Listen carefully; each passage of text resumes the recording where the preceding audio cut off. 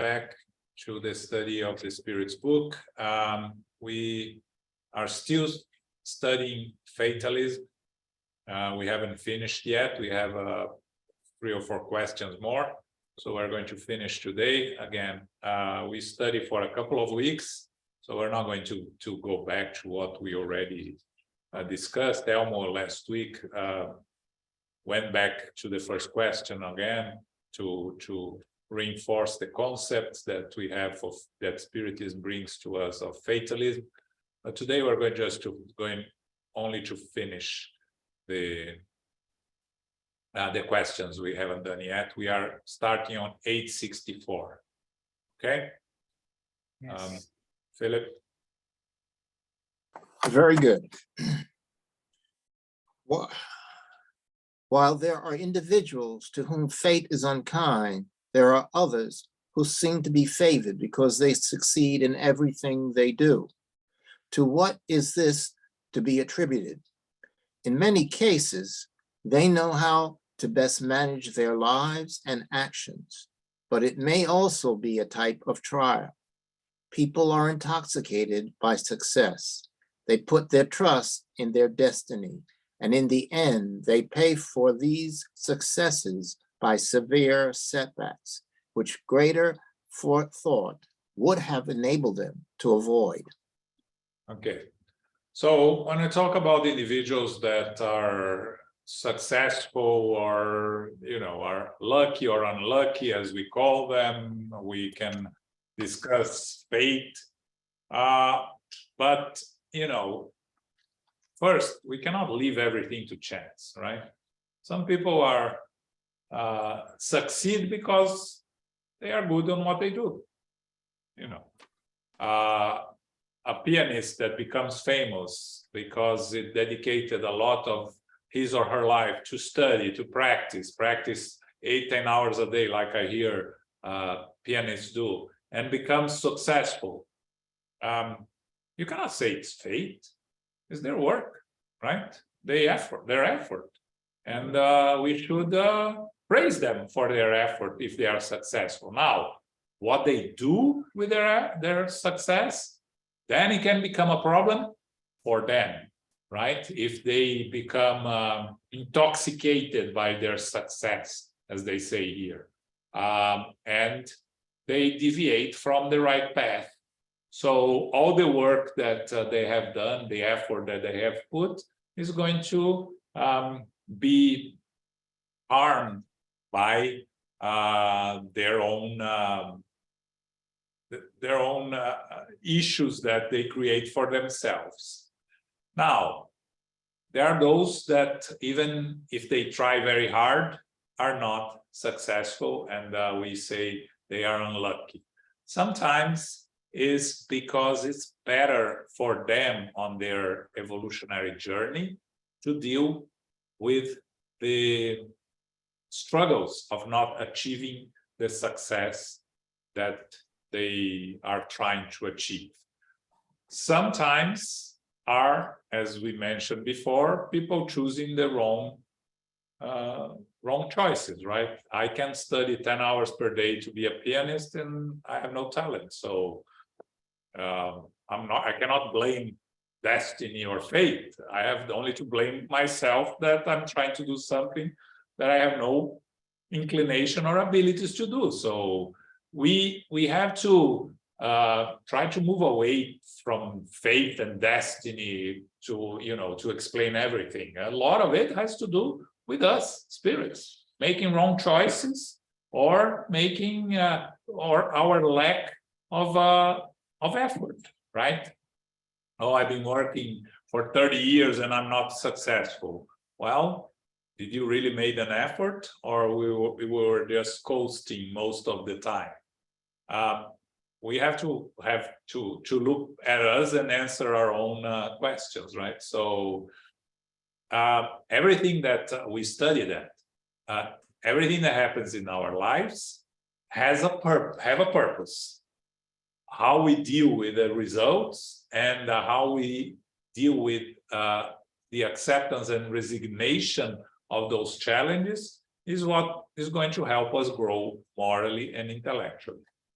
Okay. Questions? No. I have a question. Sure. You talk about some people that become successful and end up have setbacks. Is that the success leading to like arrogance or the attitude? And does that have anything reflected back in like a health problem that could be related to a matter like your way of life, or that's not related like that's? Again, you have to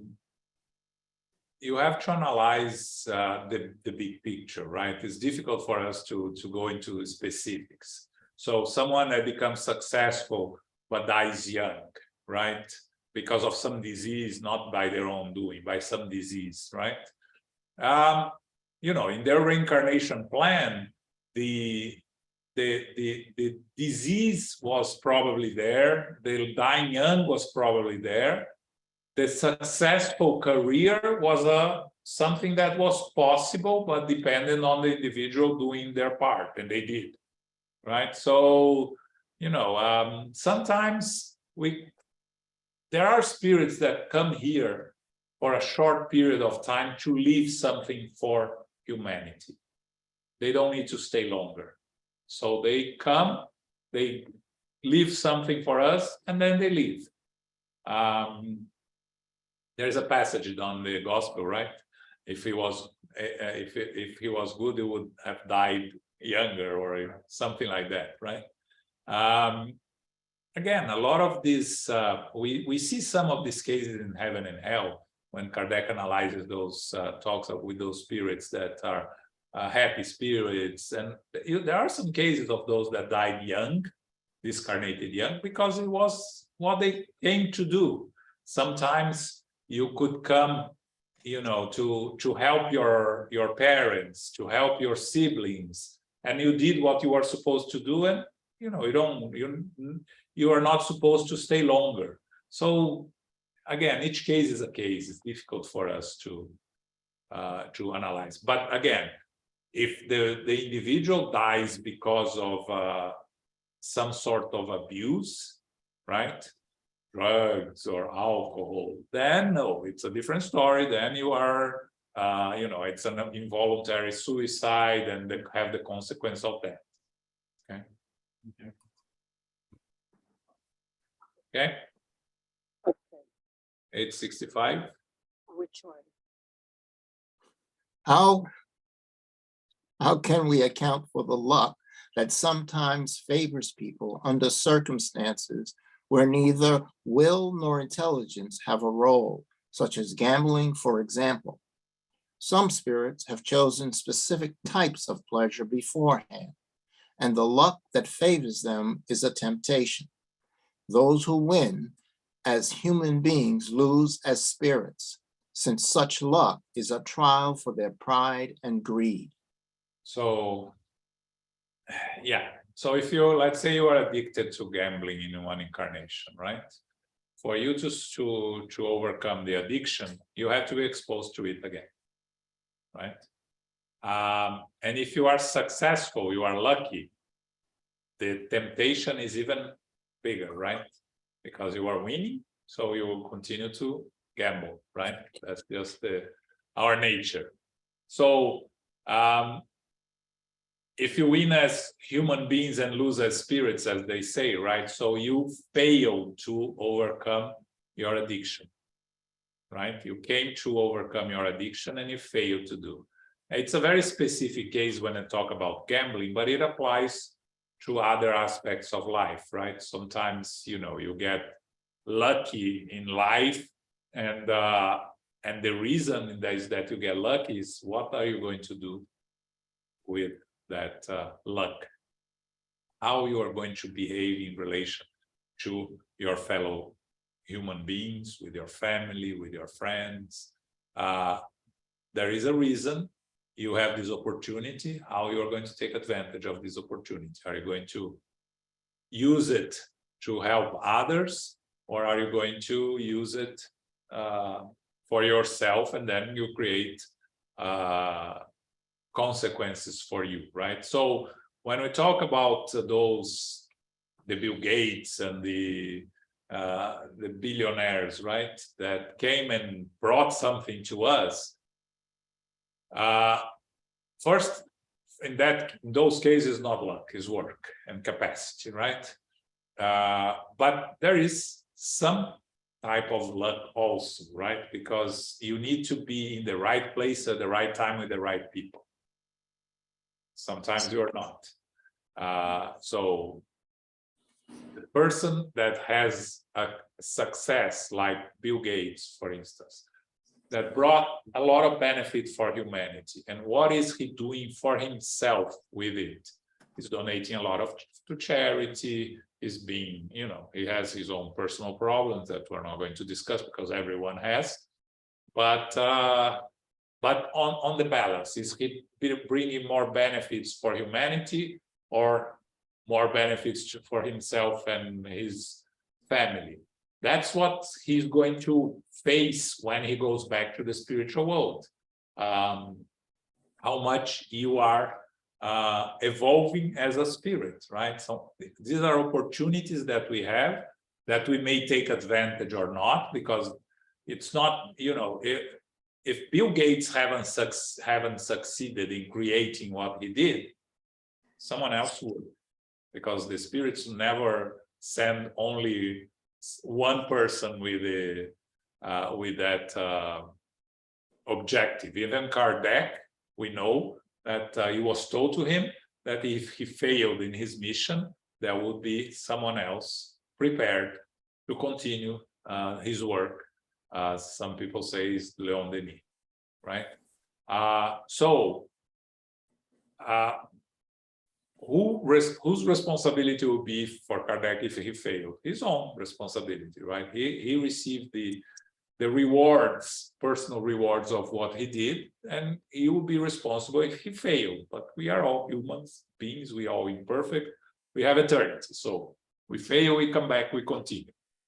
But the important thing here is the idea that if we are successful, what are we going to do with this success? If we are failing, how are we going to face the failures, right? Are we going to blame others? Are we going to analyze ourselves? Are we going to use it for spiritual growth or not? These are all questions that we can only answer individually for ourselves. Okay. 866. Yeah. Is the fate that seems to shape our material destinies a result of our free will? You yourself has chosen your trial. The more severe it is, and the better you bear it, the higher you are elevated. Those who spend their physical lives selfishly enjoying wealth and happiness are cowardly spirits who remain stationary. The number of those who are unfortunate is much greater in your world than those who are fortunate, because spirits generally choose the trial that will be most useful to them. They too clearly see the futility of your splendor and pleasures. Besides, the most fortunate life is always agitated, always troubled, if only by absence of pain. Yeah, I made some changes for you guys that are reading the book here, because the original in French the translation was not very good. So we discussed that, right? We choose our trials, our moral and physical material challenges, and our spirits choose them for us, and they know what is the best place for us to be to have a better chance of succeed, fully knowing that we as imperfect spirits are going to go back to our old habits and fail a lot of time, because that's how we evolve. We evolve very slowly, unfortunately. At our level of evolution, we really evolve one step in one incarnation, generally, very little. In the book Missionaries of Light, they talk about the achievements that we are supposed to achieve in our physical lives. And normally, most of us achieve between 40 and 60% of what we are capable of achieving, not we are supposed to achieve, what we are capable of achieving, right? Because you are not capable of achieving what it's not in you, right? But we have with a blueprint of our incarnation, we come with a blueprint of our incarnation with the spirits that help us plan, and sometimes we participate depending on our knowledge and understanding. And of course, when we are there, we look at our opportunity. Now I'm going to do all of these. I will be able to survive the pain and the suffering, and I'm going to overcome all the challenges. And then we come here, we forget everything, and then we see our neighbor succeeding and we failing, and we pretty much go back to our old habits, and we go to our old ways. So in the end, we don't achieve much progress. But you know, when they say here, the number of those who are unfortunate is much greater in our world than those who are fortunate. Again, because we are imperfect spirits, and because we as a society, we are lazy. So we need to be challenged to evolve, right? If we don't, if everything is given to us, most of us will make no effort in progressing. We need to have the carrot to run after. The end here, what they mean is those that have wealthy, that are rich, their lives are always troubled and always agitated. That's what the spirits meant to say, meaning because they don't have money problems, they have other problems. The other problems replace, because a vast majority of us, our main concern is to make some money to live, right? To find comfortable lives. You know, in Spiritism we talk about find lives comfortable enough so we can be of help and assistance to others. So we are making the effort to find this comfort. People that come to life that they never have to think about this, we are imperfect spirits. So if we don't have one problem, what do? We find other problems, right? So I don't have money problems, so I'm jealous, I want things that I don't have. So you see that in a lot of people that families that don't have financial problems. They have other problems. The absence of pain,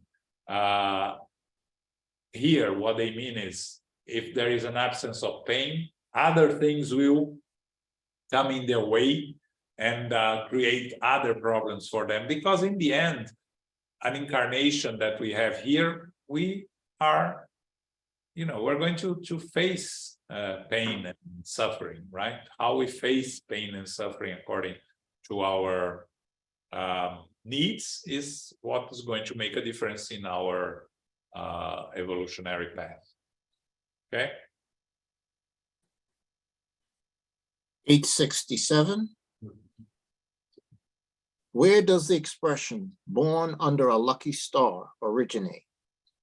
From an old superstition that connected the stars with the destiny of each human being, a metaphor that some people are foolish enough to take literally. Yeah, not much to say here. The expression "born under the lucky star," the spirits say it's an old superstition, with that connects, and we know that there are many that believe that we are connected to born under a lucky star or connected to stars. Again, when you talk about astrology, which I know that's something that a lot of people are interested, right? The fact that the way you have to look at astrology the best definition that I have for those that believe in astrology and are curious about it is not that you are because you are how you are because you were born in a specific date and time that the stars were in a way. It's the other way around. You were supposed to be what you are. So the best star combination for you to be what you are is to be born exactly at that time and that day. So if you are, you know, and that's an explanation that I heard about astrology that I found very interesting. And again, I have a cousin that is a very kind of semi-famous astrologer in Brazil. So I had a lot of discussions with him about that. He, you know, he does how do you call the map, and yeah, he does. So, and he continues to work. He's a professional. He does this professionally. So he did some horoscopes for newspapers and things like that. What's his name? Gregorio Pereira de Queiroz. Yeah. And he's very smart. He was always very smart. He was a very good friend of mine when we were young. I have one question. So, Sure.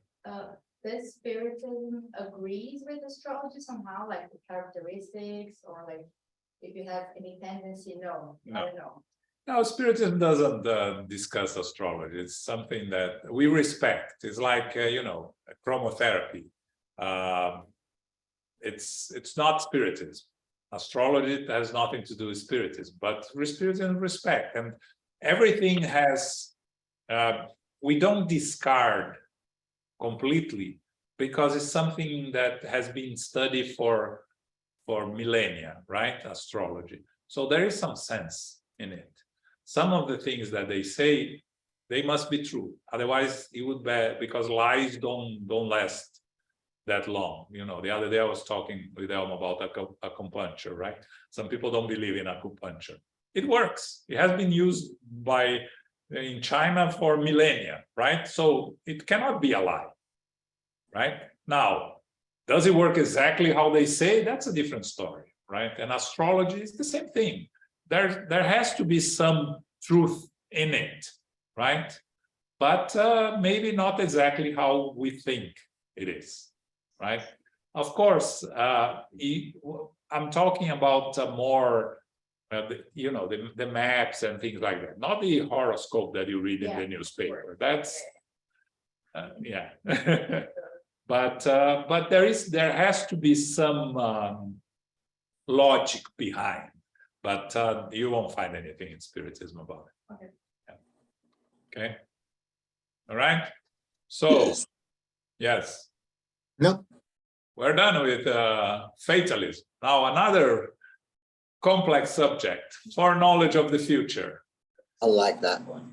There we go again. 868.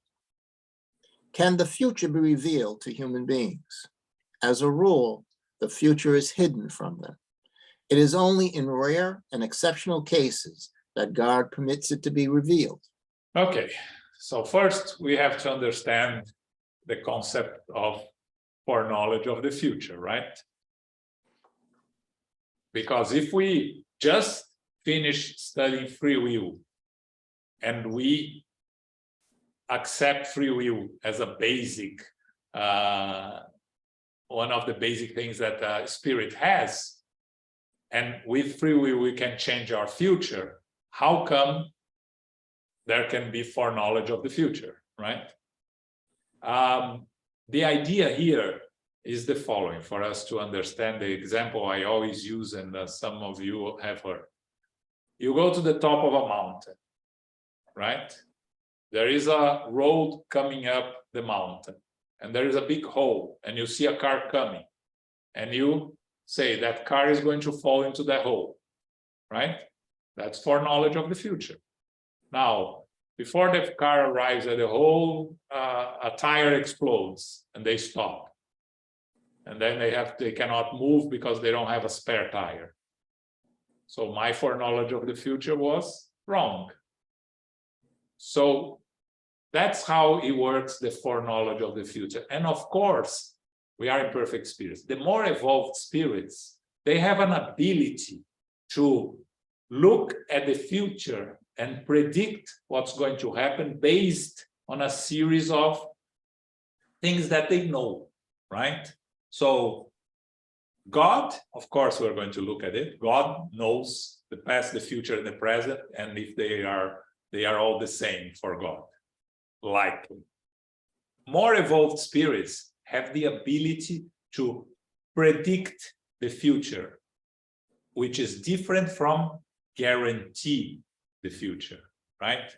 Because the future depends, the future of humanity depends on the free will of humanity. So no one can predict that we are going to destroy Earth through nuclear bombs. It's a possibility, but it cannot predict because it depends on the free will of humans, right?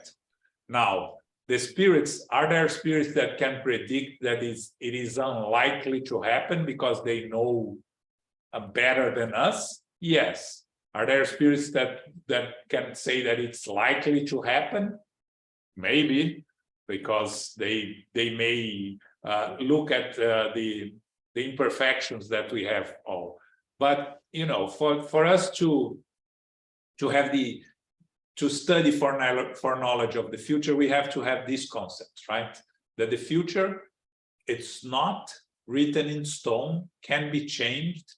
But yes, there are spirits that can predict the future with certain accuracy based on their knowledge of the moving parts that we are living on. Okay, so for instance, one thing we studied, we are all going to go back to the spiritual world, right? That's guaranteed. Our guardian angel knows more or less the time we are supposed to go back, and the type of death that we're going to have. But they are not going to be able to say, oh no, you are going to die on August 16th of 2035, because they don't know that, and it's our own free will that has a say in that also, right? So even those that know our likely discarnation cannot guarantee, because we have our free will and we can change it any time, you know. So that's the concept of foreknowledge of the future, for us to have it in mind when we go through these questions here. Okay. You see the brilliance of Kardec here, right? He could not talk about predicting the future before we talk about free will and fatalism. And what is predicting the future? Nothing more than defining fatalism as a consequence of our free will, direct consequence of our free will.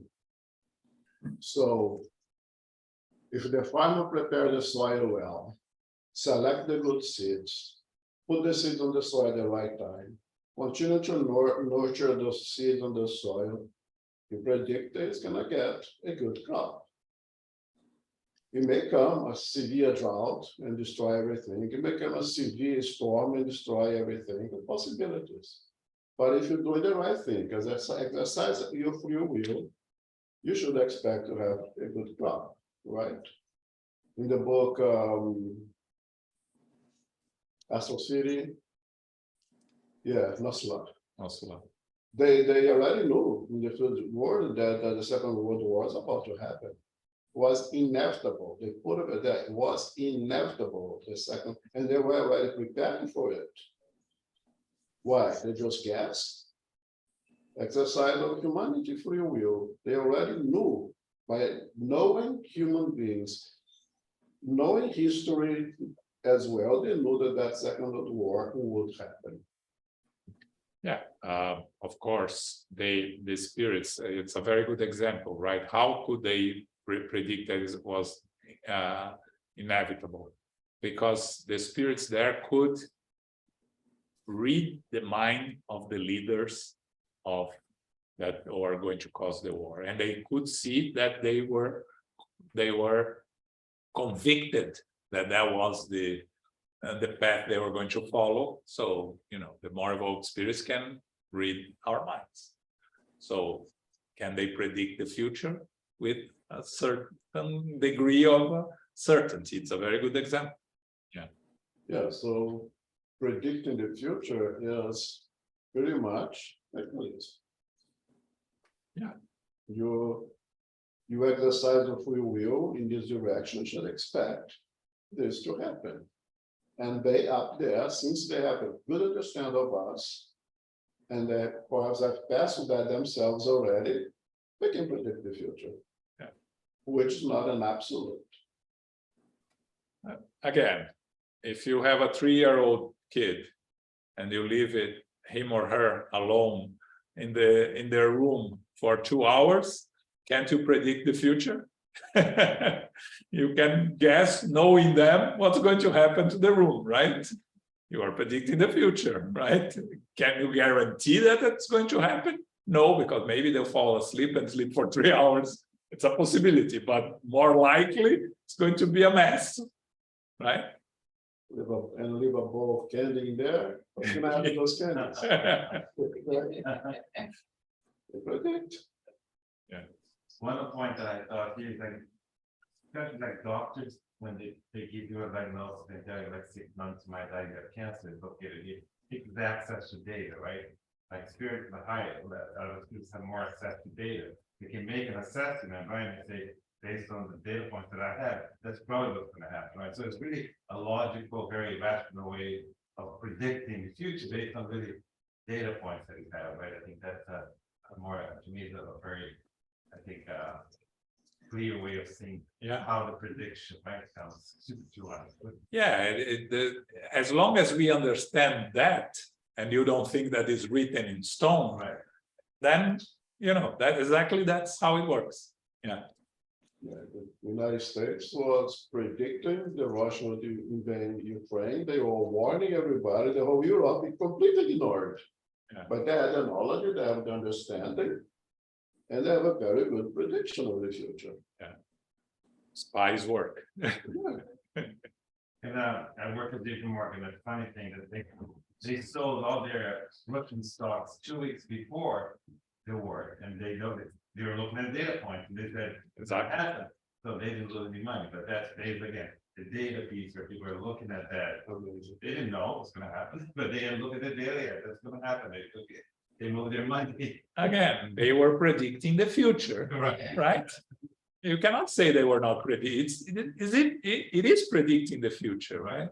But the thing is, we tend to, when you talk about predicting the future, immediately we think of something that it is going to happen. And they bring to the mystical, as I said, using data, using statistics, using science to make this prediction. Yeah. Okay. 869. Yeah. Why is the future hidden from human beings? If they knew the future, they would ignore the present and would not act with the same freedom. They would be swayed by the thought that if a specific event is to happen, there is no need to worry about it, or they would seek to prevent it. God did not want it to be this way, so that all people would contribute in the accomplishment of God's designs, even those designs they would want to prevent. Therefore, you often prepare the way for the events that occur over the course of your lifetime without even being aware of it. Again, there is a reason we don't remember our past lives, right? We are not prepared to deal with them because if we are always evolving, that's the best version of ourselves. Do we really want to know how we were 3 incarnations ago? Probably not.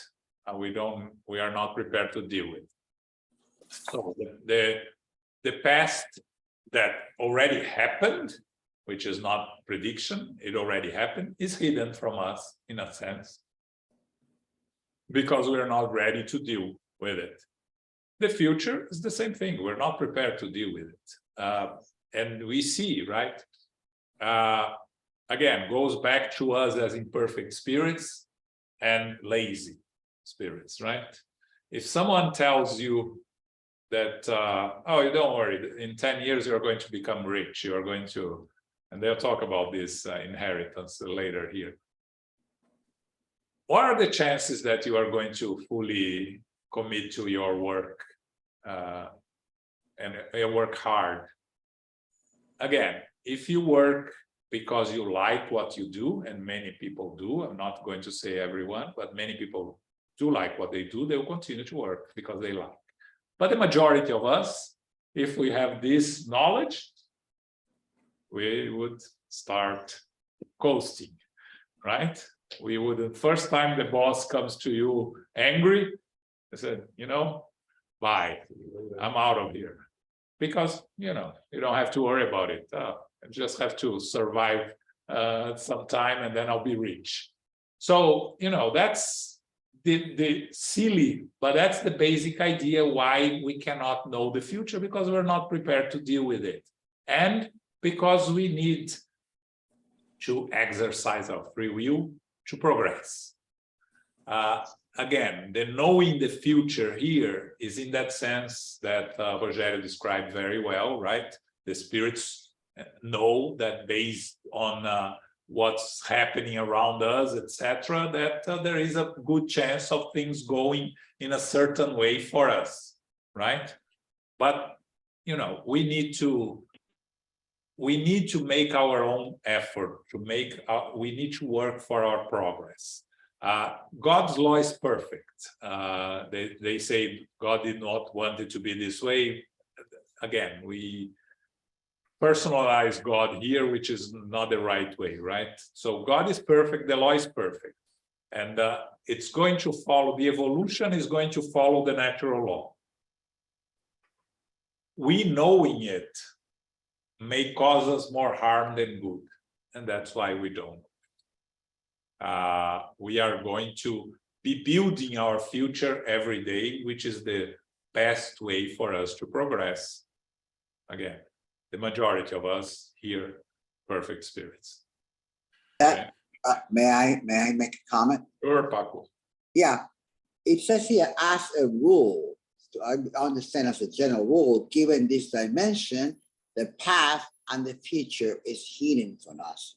But that does not mean, or that does not preclude, I'm thinking out loud for you to correct me, that does not preclude that there are spirits here that can handle the past with no problem, can handle their own future with no problems either. Yes, absolutely. Okay. Yeah, there are spirits that, you know, let's talk about Mother Teresa, for instance. If she knew her future, it wouldn't change one iota what the work that she was doing. Exactly, yeah. She could handle knowing the future. I don't know if she knew or not, possibly. She may be, you know, she may be able to have known things. The time of her discarnation, for me, it's an example of how she knew exactly what she was doing, right? Because she discarnates when the whole world was focusing on the death of the princess, right? And then Mother Teresa goes away in the same week, right? Like Chico Xavier, he goes back to the spiritual world in the day that Brazil wins the World Cup.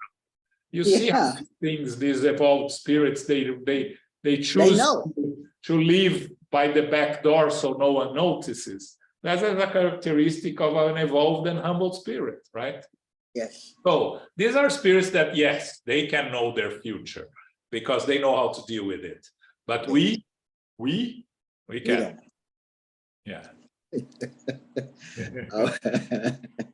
I was about to say something, but then your next question talks a little bit about what you just said about Paco. 870. Since there is a practical reason why the future is hidden, Why does God sometimes permit it to be revealed? Uh-huh. Because in such cases, this foreknowledge facilitates the accomplishment of what is to be, rather than hinder it, by making the persons to whom it is revealed act in a different manner than they would otherwise act. In addition, it is often a trial. The prospect of an event may awaken more or less honorable thoughts. For example, if individuals learn that they will receive an inheritance that they had not expected, they may be tempted by greed, by the elation at the prospect of increasing their worldly pleasures, or by a desire for the death of their benefactor so that they may obtain it sooner.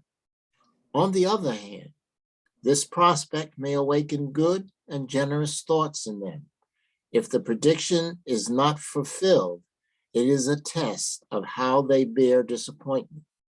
They acquire the merit or reproach of the good or bad thoughts they have by their expectation of the event anticipated.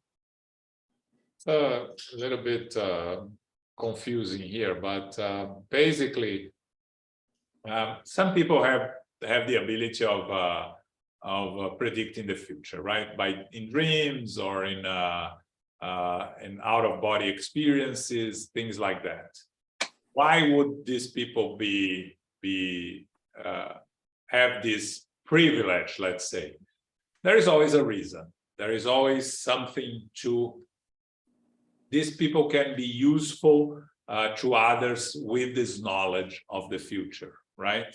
There are cases of people that see natural catastrophes before they happen and are able to, to at least advise people and save some people and things like that. I remember that we had someone here that dreamt about the tsunami 1 week after it happened.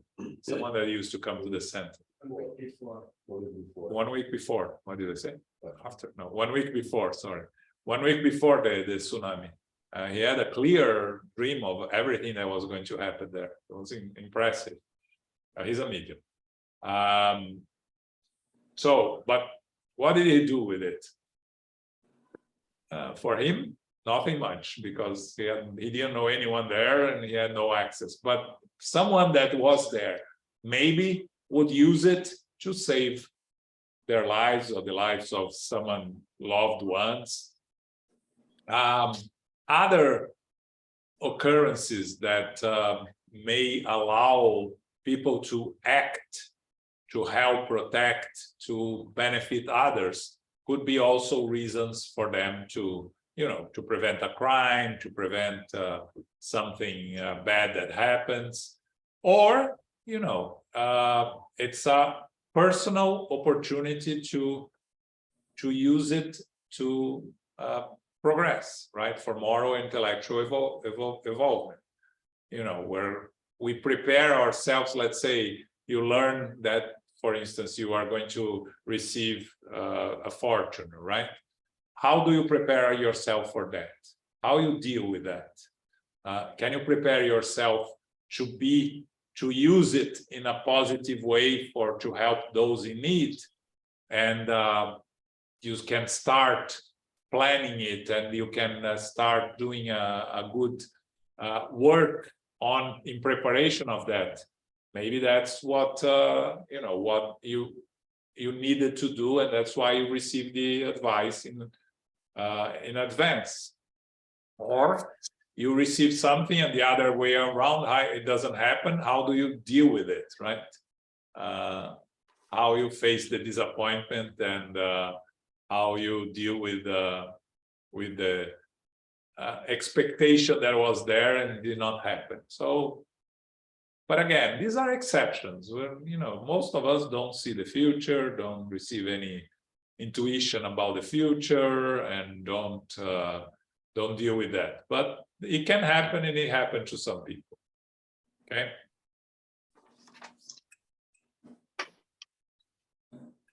Page 71. Yeah. God knows everything, including whether people will succeed or fail in a given trial.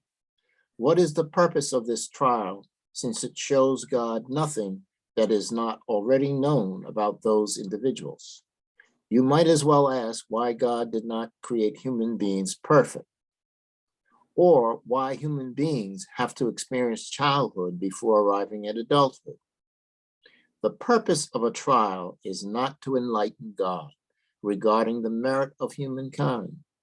God knows exactly what they are worth, but to make human beings fully accountable for their behavior, since they have free will. People are free to choose between good and bad, and trials serve to tempt them or prove their resistance, leaving them all the merit for resisting.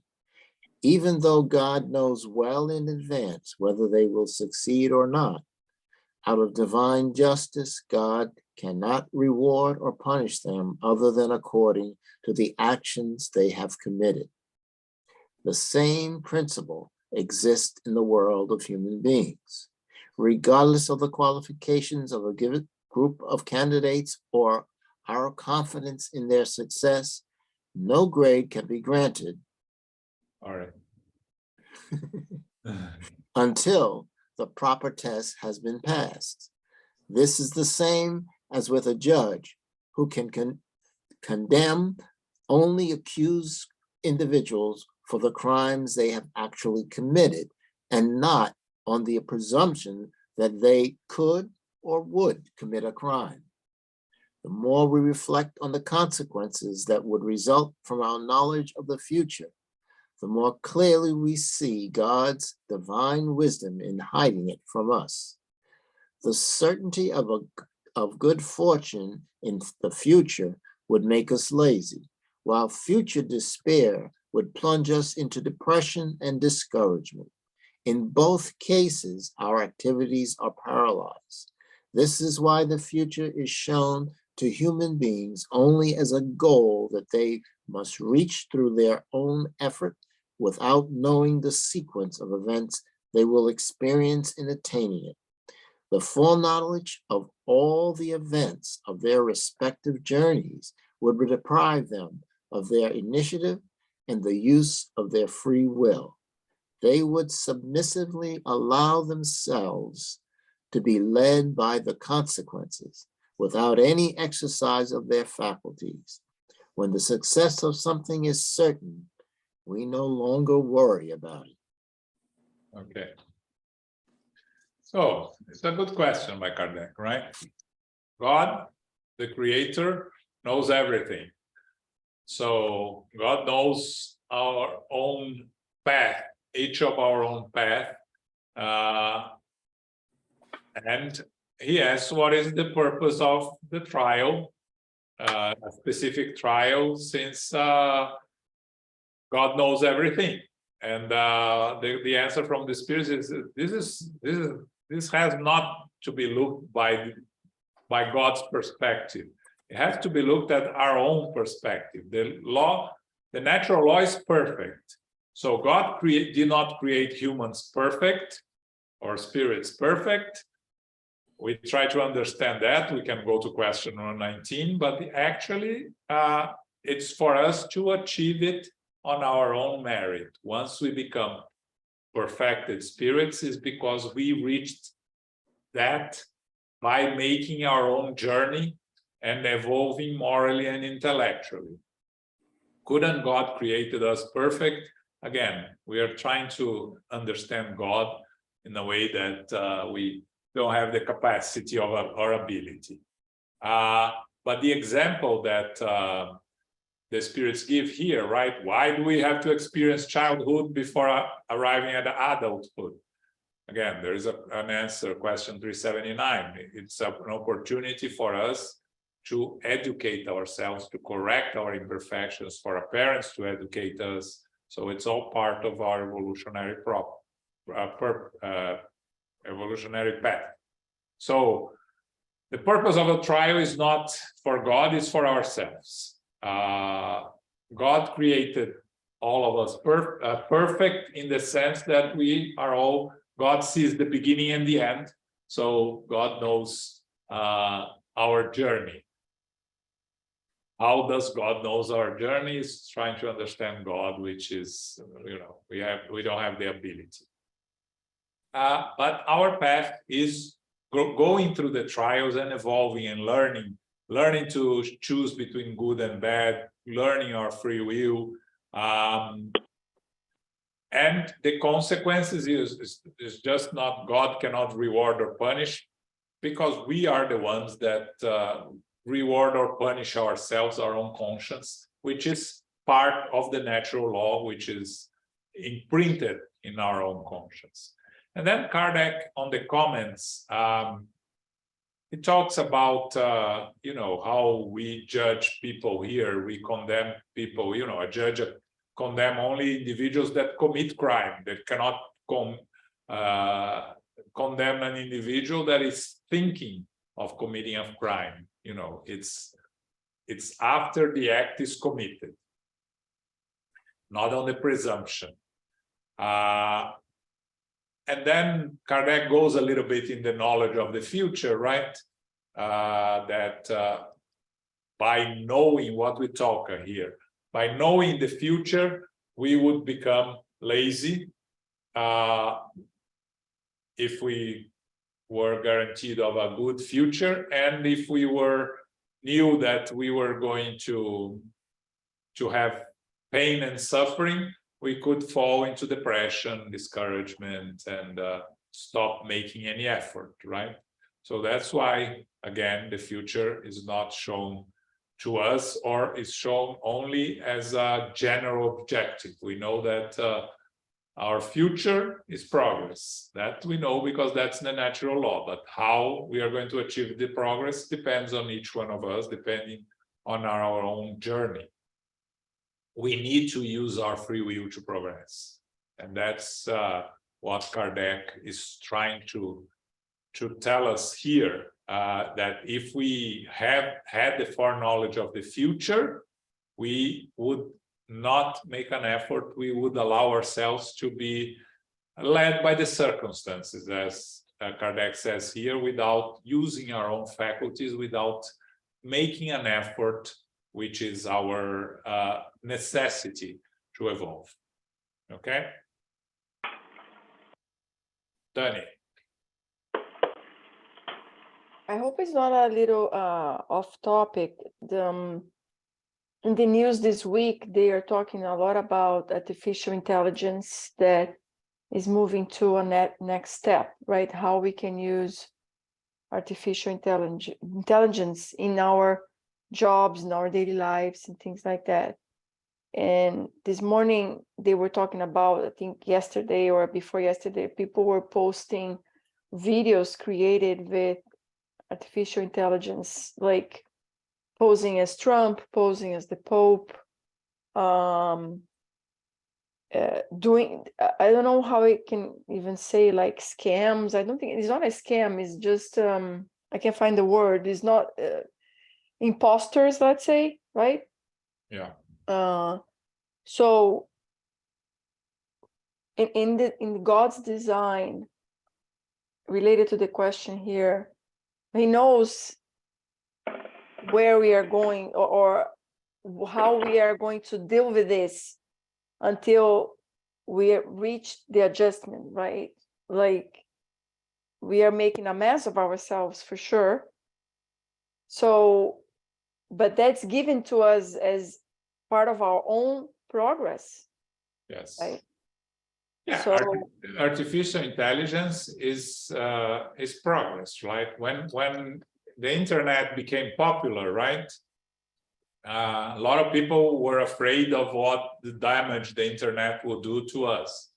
And there are many positive things in the internet, and there are negative things also, right?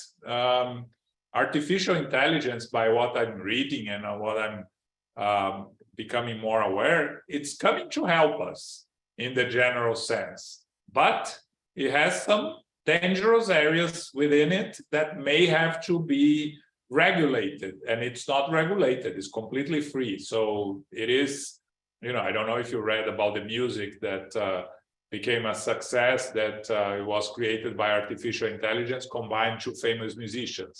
Songs from two famous musicians, I think Drake and another one that I don't remember. They created a artificial intelligence song, launched, and it became instant success. And then, of course, both artists said that it was not theirs. Mhm. How do you control that? Mhm. We need to learn, but the possibilities of artificial intelligence in making our lives easy in many aspects are there. It's going to help us. Now, is it going to be used for shady things also? Yes, it is. It's like the internet. It's like things. It's going to help us, and it's going to. But we are going to learn how. We need to learn how to use it, regulate it, not to be abused. But there will be a lot of trial and error before we can get anywhere there. And we will need to, nowadays, with this, even without artificial intelligence, the news that are spread, there is a lot of real news and a lot of fake news, right? And people believe in what they read. The other day, I saw a guy saying, yeah, if it comes from the internet, it's true. Right? So if people start saying if it comes from artificial intelligence, it's true. Artificial intelligence is just us creating things, right? Developing things. It's not more intelligence than humans. It's just the combination of intelligences of humans. So, it will be a challenge, like internet was a challenge, like all this progress that we have is always a challenge. And there will be a lot of people that is going to say that it's the work of the devil. And we'll try to fight against it everywhere. But again, we spiritists, we know that the law is of progress. And this is progress. But we're not saying that it's perfect progress. It has a lot of issues there that need to be resolved, but it's progress. So I totally agree, and I'm trying to put my mindset in that kind of logic, because it feels a little bit different than when the internet started, because we were raised without it. So we were alive and pretty much aware of the transition, right? No internet world, right? So it's different from the young people who were born already into this. And the question is the use, like how we are going to use it. With ethics or no ethics, no morals. So politicians are using already, making ads, predicting the future in a way, using artificial intelligence to make it feel very real, right? So it's I wonder if at some point we're not going to know anymore what is true, what's not true. Again, We need to learn to live with it. We need to learn from it, and again, we don't have the foreknowledge of the future, what's going to happen.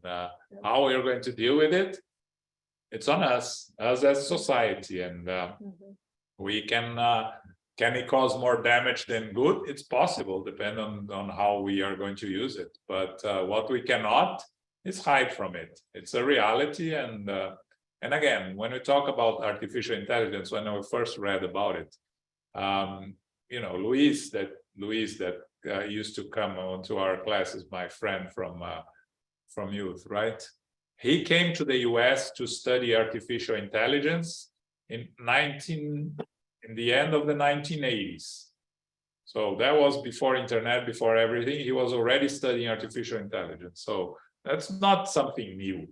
What's new is this chat GPT that is the tool that they created using artificial intelligence, But artificial intelligence has been here for a very long time. Yeah, now it's becoming accessible. Yeah, it's just For- becoming for accessible. everybody. Yeah, like computers, right? When the computers existed since the 50s, but they Mhm, became accessible in the 90s. mhm. It's the same thing. Anyway, So just to tie it up to the question a little bit, so God knows, so as he knows individually our path or our choices, the way we develop as a whole, he also knows, or not necessarily, because depends a lot on our free will. you are trying to understand God. God knows everything. No, But no, you know, too the much to details understand. I don't know. To know, let me put my 2 cents. I like to put my 2 cents. To know something does not mean that you are determining that something at all. For example, we've been discussing here that this is a system that God created, and it practically runs by itself in terms of rewards and trials, depending on what path you choose, because you are responsible for the consequences of your decisions. So it's not really difficult to predict the future if we are the watchmaker, the one who instituted that, the entire thing. Okay, let me look at it from a minuscule, very minuscule arena. Whoever's involved in alcoholism, I can predict the end result is jail, institutions, of death. I know that. No question about that. Jail, institutions, or death. Yeah. Am I predicting the future? Am I determining that? In a tiny, tiny arena of activities. Could you imagine the superior intelligence with the whole universe of arena? That he has instituted mechanisms. So it's not a matter, and I'm making sense that is, my point is that we try not to look at God knowing and why is he knowing, is he determining, why didn't he created us? Perfect. No, I don't think they're mutually exclusive. I don't know if I'm making sense. Yeah. Yeah. You know, the fact that the God knows doesn't mean that he's determining. It's because he created the universe as superior intelligence. Whoever engages in kind of a system will more or less And know. God is perfect, so create perfection. But Okay, look at the system of education. It's an axiom. It's an axiom, a psychological axiom, that the greater the number of people, the less the communication. So right there, you know that if you create small groups of instructions, they're going to be learning much more. Are you predicting the future? No, it's part of the system. Okay, that was my 2 cents. thanks, Paco. Am I making sense? Yes, you are. Yeah. Okay. Yeah. Thank you. Anything else, Danny? No. Okay. Anything else, Ellen? No? All right. So we're stopping here. That next week we finish free will and fatalism with a long explanation by Kardec, a theoretical explanation of the motive behind human action. And then we start the next law if we have time. Okay. Zoraida, can you do our final prayer? Just before you do it, on Saturday, we have a lecture, Without Charity There Is No Salvation, by Altuve. We know that that's the basic notion that we learn in Spiritism, right? Recurring expression in the Spiritist movement, but what does it really mean, right? So he's going to discuss this important topic based on chapter 15 of the Gospel according to Spiritism. This Sunday, which is the 5th Sunday of the month, we're going to study the Gospel according to Spiritism, okay? The book club starts a new book on Wednesday, which is Prelude to a Divine Kingdom, a book by Divaldo Franco, by the spirit Amélia Rodrigues, through the psychography of Divaldo Franco. And the first discussion is going to be pages 7 to 17 and chapter 1 this coming Wednesday at 7 p.m. Okay, if you haven't participated in the book club, is a good opportunity to start, because they are starting a new book. And this book is a very beautiful book that talks about passages of the life of Jesus and time of his passage here on earth. Okay. Soraya, can you do our final prayer, please? Yes, of course. And now, as we come to the end of our meeting here today, with our hearts full of gratitude, we thank the spiritual benefactors, all that have come here to assist our teachers in relating where we have just finished understanding and learning for knowledge of the future. That God is the only one that knows and understands of what is to be for us. What we need to understand more is to work more on the present than in the future, in order to become well instructed and learn more. We are grateful for the lessons that have been given here today. May we take it with us and understand it in our lives. Pray, dear Father, for all that are in serious, dire situations in life. We pray for their well-being, their strength, and their courage. We give thanks to all that have been given to them and the need of what they are struggling for. May we continue to pray for them, all that are in dire needs in hospitals and hospices, the undeveloped countries. So much for us to pray for and guide them. We ask here to continue throughout the week with our study groups and come back again next week in understanding who we are. We pray, dear Father, for the Spiritist Group of New York and all Spiritist centers, the United States Spiritist Council, the United States Spiritist Federation.